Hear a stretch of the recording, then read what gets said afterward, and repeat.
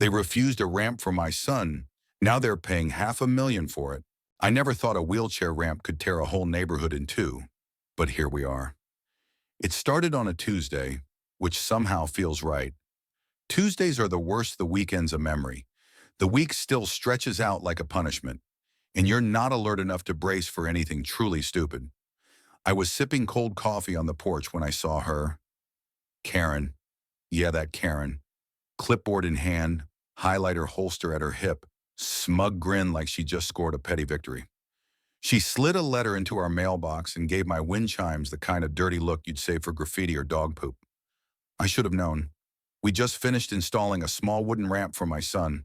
Ethan, 7 years old, bright as the sun, born with spina bifida. The ramp wasn't pretty, I'll give them that, but it was safe, solid, and gave Ethan his first taste of freedom rolling in and out of the house on his own. Karen didn't like it. The letter was thinly veiled venom per HOA guidelines. All exterior structures must receive prior approval. Your ramp is out of aesthetic compliance and must be removed within 10 business days. There were no guidelines.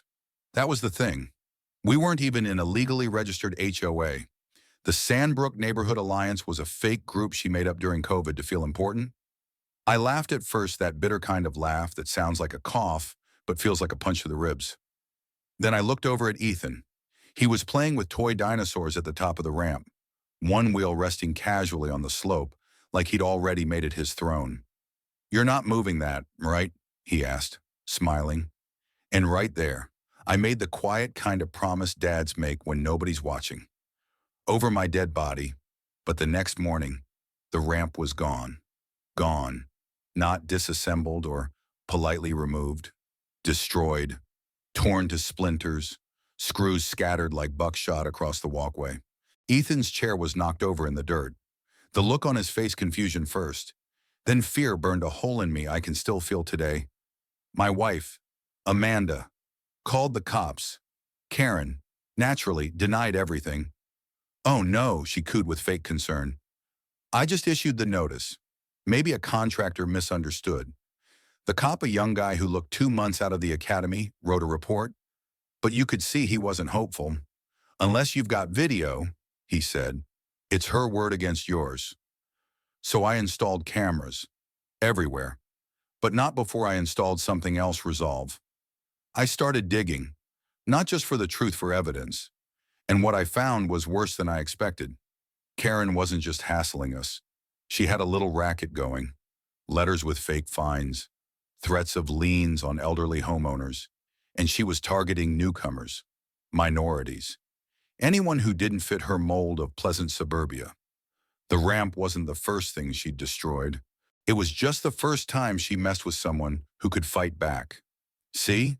Before I was a dad, before I was a project manager for a local construction firm, I was a staff sergeant in the Army JAG Corps. I know paperwork. I know codes. I know when something smells like fraud, and I know what to do when someone crosses the line. So I called a lawyer, a real one, disability rights, ADA compliance, civil damages, and I filed suit, not just for the ramp, for Ethan, for the trauma, for the humiliation, for every parent who's ever been told their kid doesn't fit the neighborhood aesthetic. And here's the thing, lawsuits take time. They crawl, but anger spreads fast. A week later, someone posted a photo of Ethan's broken chair online. It went viral locally. Moms groups, veterans groups, disability advocates, people who'd lived in the neighborhood for 10 years started talking, telling their own stories. Karen's wall of silence cracked. And right as the noise hit its peak, one of my new cameras caught the jackpot footage of her gardener hauling the ramp into the back of a truck. Under her orders. Game over. The moment we had that footage, her gardener, in broad daylight, yanking apart Ethan's ramp plank by plank and tossing it into the back of a rusted pickup, I knew it was only a matter of time. But let me tell you, when justice comes, it doesn't come softly, it roars. I sent the footage straight to our attorney, Marie King, tough, smart, and a mom to twins with autism. She took one look at the video and said, "Oh, she's done," This is malicious destruction of accessibility infrastructure. She's gonna wish she'd picked a different street. Within 48 hours, we filed an amended complaint, ADA violation, destruction of medical access equipment, intentional infliction of emotional distress, fraudulent HOA representation, civil conspiracy. It wasn't just about a ramp anymore. It was about every family she'd bullied, every lie she'd wrapped in official-sounding jargon, every threat she'd slipped into mailboxes like venom through a straw. And then the media got wind. You might think local news doesn't matter anymore, but when they roll up to your street with satellite vans and boom mics, and your kid, wide-eyed but brave, tells a reporter, "I don't know why she broke it. I just wanted to roll like the other kids," that cuts through the noise like a siren. Ethan's photo ended up on the front page of the regional paper, him in his little blue chair, holding one of the broken ramp slats like a protest sign.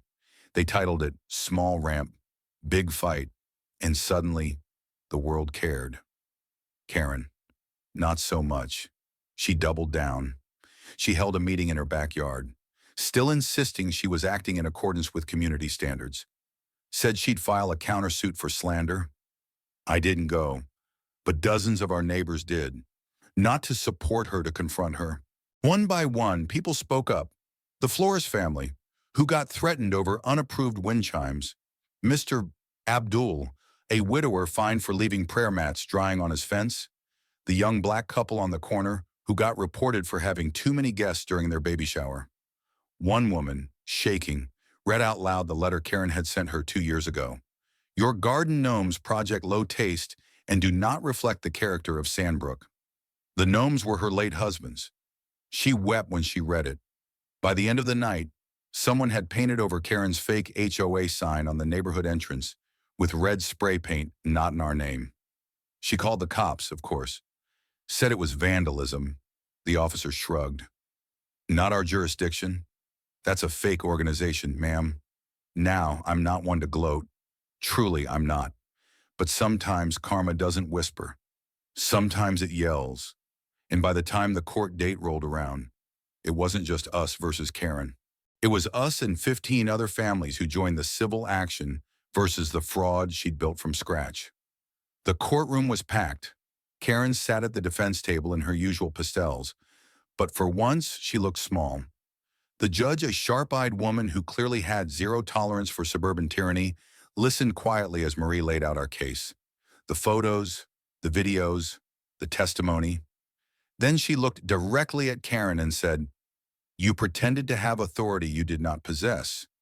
You used this illusion to intimidate, harass, and emotionally harm vulnerable residents, including a disabled child. That is not only reprehensible, it is actionable under the law."